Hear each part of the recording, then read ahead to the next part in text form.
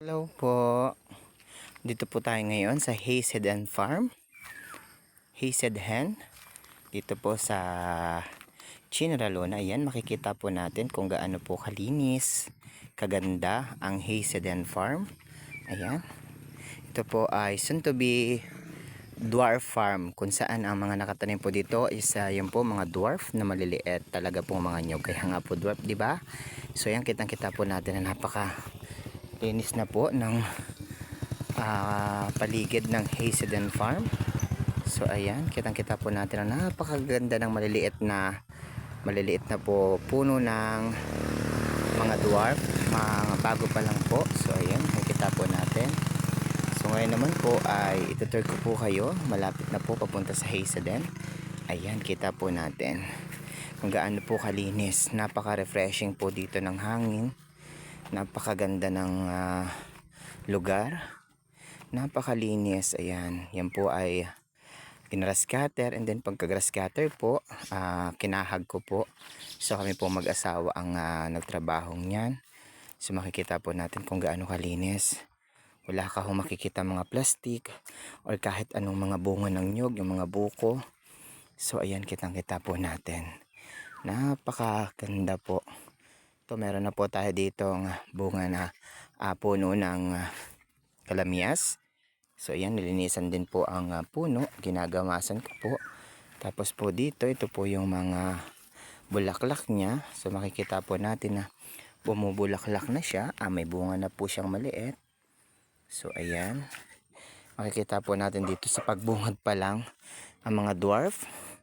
Konti lang po ang bunga kasi po ay nakuhaan po namin siya nung nakaraan. So ayan, makikita po natin na kung gusto mong magmura, abot kamay lang. So makikita po natin ito kung gaano po kalinis ang Hazed Farm. Napakaganda po dito. Yan, may mga puno din po ng mangga. Yan, kita nyo naman po. May mga puno po ng mangga dito. Yan, ito po yung tapahan. Ang mga doggy po.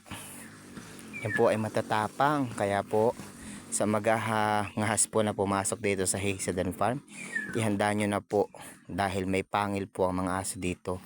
Sobrang tatapang po nila. So wag po kayong maghahangas pa. Wag po kayong mag-iisip na pumasok dito. Dahil sa aso pa lang po, tsak, may pagkakalagyan na kayo. So yan, makikita po natin.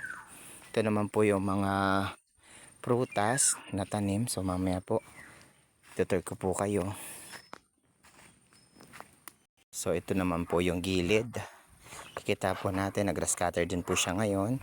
Hindi ko lang po siya nasilaban at medyo hapon na.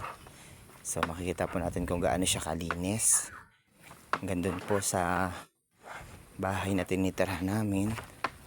So na ito po ang mga kalamansi, may lansones.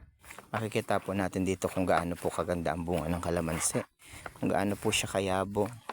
Kadami ng bunga, hitik na hitik po sa bunga. Tapos hindi ka po mahihirapan pumuti. Ayan, oh. Kitang-kita nyo po sa dami po ng bunga niyan, oh. Hitik sa bunga. Kaya ay napaka galing po ni na ma'am at sir dahil ay nakapag-invest po sila ng mga gantong halaman na pagdating po ng araw, ayan, luba po siya mapapakinabangan. Kaya po, kitang-kita po natin. So ayan,